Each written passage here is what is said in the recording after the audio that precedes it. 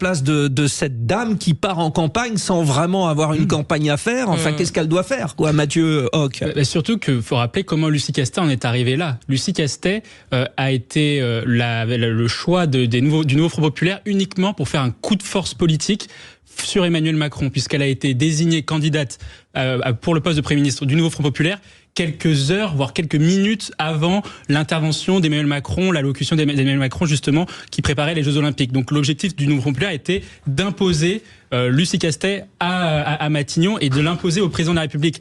Le problème qu'a Lucie Castet et qu'a une partie du nouveau Front Populaire, c'est que même s'ils sont premiers effectivement à l'Assemblée nationale, il n'y aura pas de majorité. Pas de majorité, surtout. Mais surtout, le problème de fond qui se pose, au-delà des questions de casting, c'est en fait que Lucie Castet, tout ce qu'elle incarne est antinomique avec au moins trois acteurs. Déjà, les Français, puisque les priorités qu'a indiquées Lucie Castet ne sont pas des priorités qui vont dans le sens de l'intérêt général. Aujourd'hui, l'intérêt général de la France, c'est de respecter ce qu'on appelle la procédure de déficit excessif qu'a engagé l'Union européenne contre nous. Or, elle a déjà annoncé un programme de keynésien de dose de dépenses, de relance par la dépense publique et de dépenses sociales.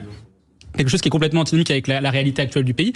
Elle est aussi antinomique avec les attentes du président de la République, puisque le président de la République a fixé un certain nombre de lignes rouges. Elle s'est déjà affranchie sur ces lignes rouges, notamment sur les questions fiscales et les questions liées à l'abrogation de la réforme des retraites. Et puis le troisième point, je terminerai dessus, elle est antinomique avec l'Assemblée nationale, puisqu'en fait, le problème qu'elle a, c'est qu'elle est obligée d'élargir son bloc. Sauf qu'en fait, la première chose qu'elle a faite quand elle a fait la lettre au reste des parlementaires, c'est d'exclure une partie des parlementaires, notamment du Rassemblement national. Et donc, comment vous voulez aujourd'hui pouvoir être capable de pacifier cette Assemblée qui paraît impacifiable, si je peux m'exprimer ainsi, alors que vous excluez une partie du spectre politique? Voilà, c'est du Mathieu Hoc, c'est-à-dire c'est très étayé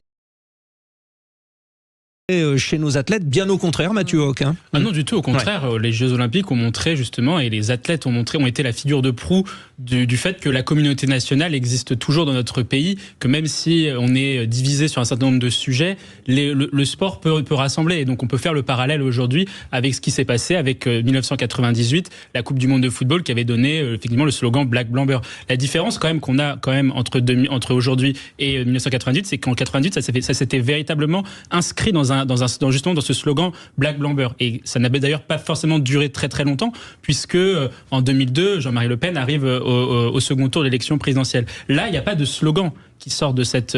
On est véritablement sur un collectif, sur la nation qui a gagné, peu importe les couleurs, peu importe les origines, et c'est plutôt ça qui est à saluer. Mais c'est dommage que du coup des athlètes se soient singularisés par ce type de tweet et sur ce type de comportement, même si c'est des tweets qui datent d'il y a antérieur, ouais, rappelons-le. Mais alors justement, Abdoulaye Kanté, Mathieu Hoc dit là on n'a pas sorti de slogan.